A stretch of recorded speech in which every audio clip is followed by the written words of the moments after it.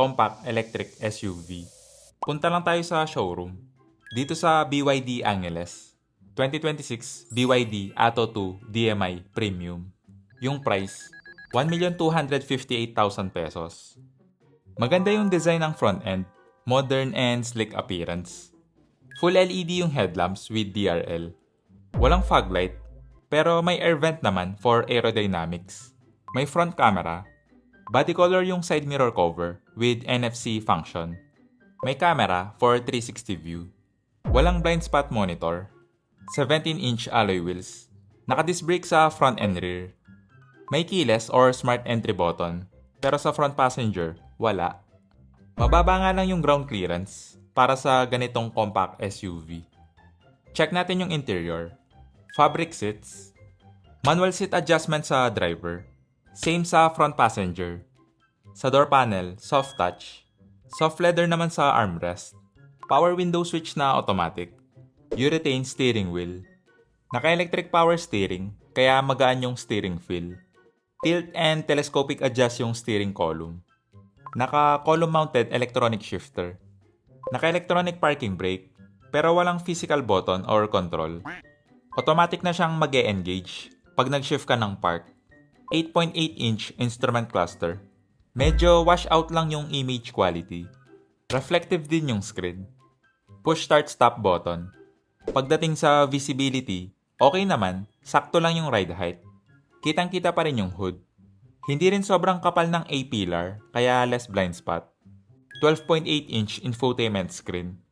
Hindi nga lang siya rotating screen. Walang volume knob, pero may volume control naman sa center console. Single zone automatic climate control. Hindi pa to equipped ng wireless charging pad. May 2 USB port at 12-volt socket. Soft leather yung center armrest. Check natin yung storage. Medyo malaki na rin yung storage space. Dampen yung glove box. May vanity mirror yung sun visor. Same sa front passenger. Iset ko lang yung driver seat sa driving position ko. Check natin yung back seat. For reference lang, 5'7" yung height ko. Fabric seats. Sa door panel, hard plastic.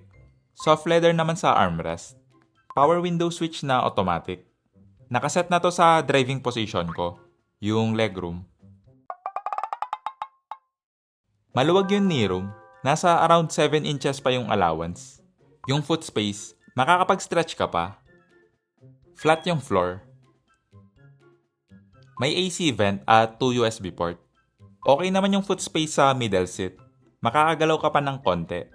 Okay lang yung seating position. Hindi naman matigas yung upuan. Pero yung backrest, medyo firm.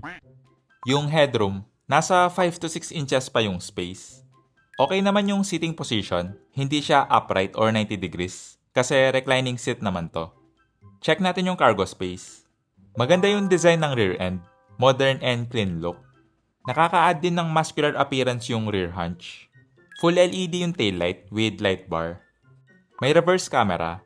Parking sensor. Ganito yung image quality ng camera. Kayo na lang yung mag-judge kung malinaw.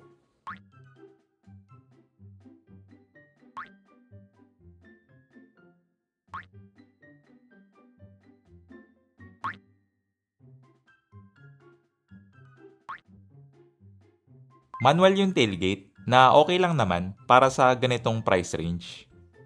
Ganito yung storage space. Medyo malaki na rin. Nandito sa underfloor storage yung tire repair kit kasi wala tong spare tire. Check natin yung engine bay. 1.5 liter gasoline engine with electric motor. Malakas na rin yung power output para sa ganitong compact SUV. Nasa 1,045 kilometers yung driving range. Hindi lang ako sure kung ganun pa rin sa actual. Palike na lang and subscribe. Paalam.